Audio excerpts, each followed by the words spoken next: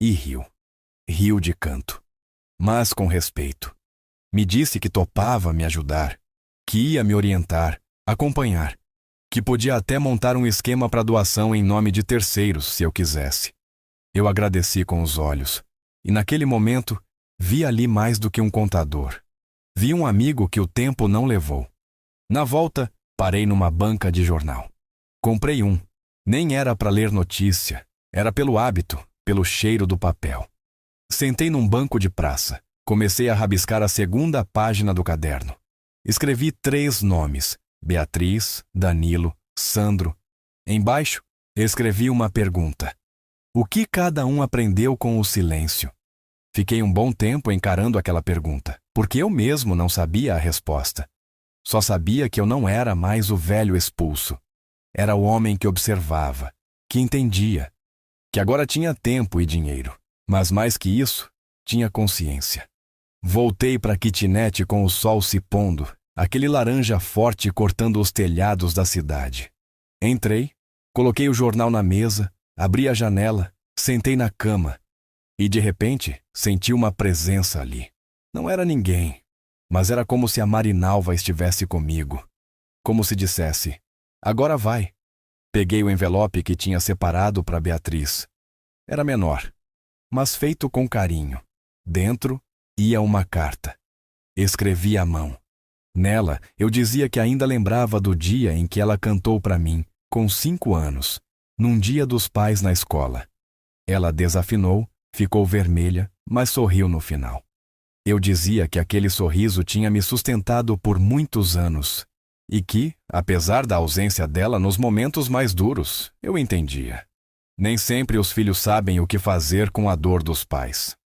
Guardei o envelope, ainda não ia enviar, mas estava pronto. Por fim, fui até o armário. Peguei a chave do cofre. Segurei ela na palma da mão e pensei: isso aqui, um dia, foi segredo. Agora é ferramenta.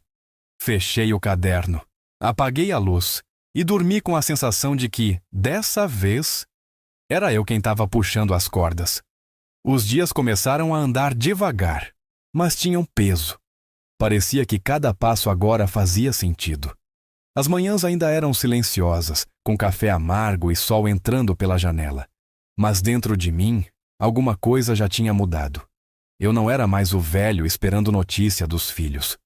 Era o homem que via as notícias acontecerem, sem precisar estar no centro. Começou com a Beatriz. Uma tarde recebi uma mensagem dela, simples: pai, sonhei com a mamãe essa noite. Ela estava sorrindo, olhando para o senhor. Acho que ela está feliz. Li aquilo e respirei fundo, porque eu também tinha sentido isso dias antes, como se a Marinalva estivesse por perto, não em corpo, mas em presença, em intuição.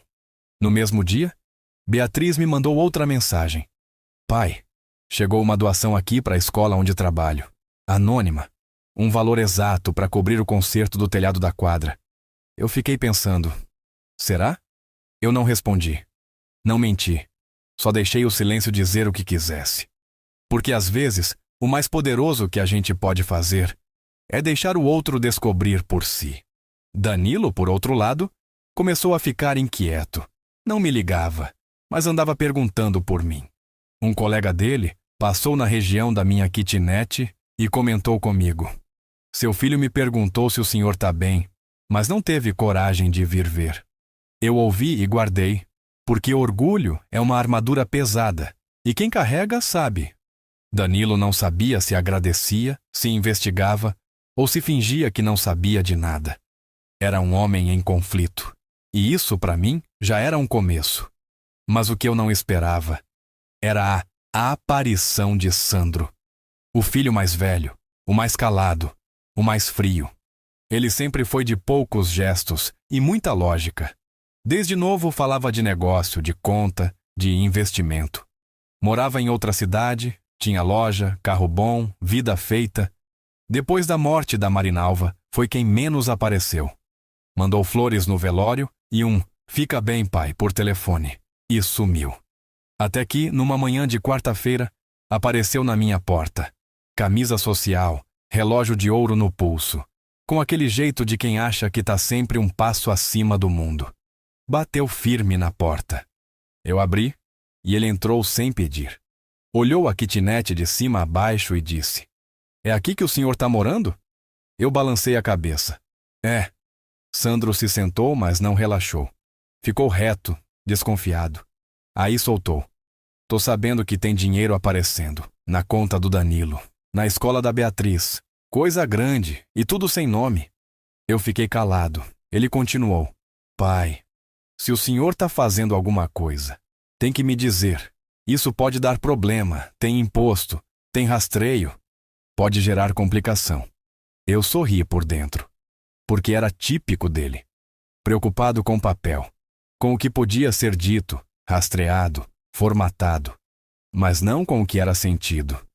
Aí eu olhei para ele e disse: "Sandro, se a sua preocupação é o dinheiro, pode ir embora, tranquilo. Tá tudo certo.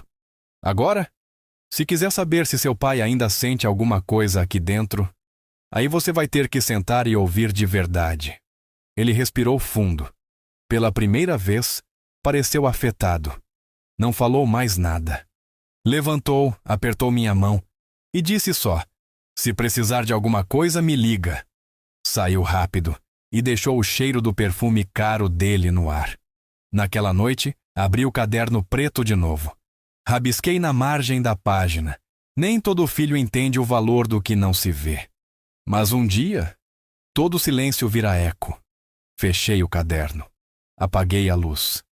Porque o que eles ainda não sabiam é que tudo aquilo era só o começo. Quando decidi reunir os três, não foi por vingança, foi por encerramento, por dignidade, por verdade. Eu já tinha feito mais do que qualquer pai faria no silêncio. Já tinha ajudado, perdoado, refletido, mas tinha algo em mim pedindo para encerrar aquele ciclo de um jeito limpo, de frente, com olho no olho, sem mágoa na garganta. Só verdade. Escolhi um restaurante simples, um desses que serve arroz com feijão de verdade, carne acebolada, pudim de leite na bandeja gelada. Chamei o garçom e pedi uma mesa redonda, sem ponta, porque eu não queria chefes naquela noite.